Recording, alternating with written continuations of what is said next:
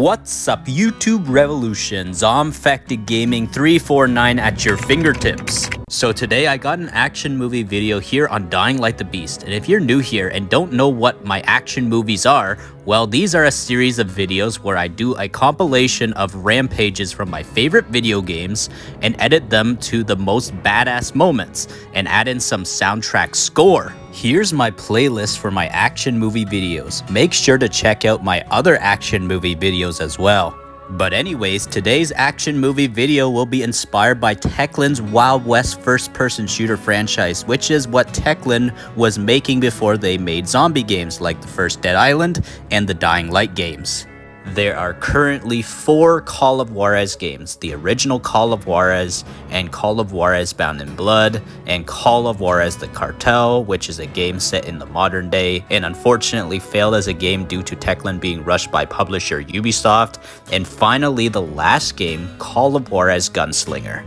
And also, fun fact, Techland liked to pay homage to the Call of Juarez games with Easter eggs in the Dying Light games. And this makes me so happy because the first Techland games for me were the Call of Juarez games before the Dying Light games. And this goes to show you, Techland still care a lot about the Call of Juarez franchise.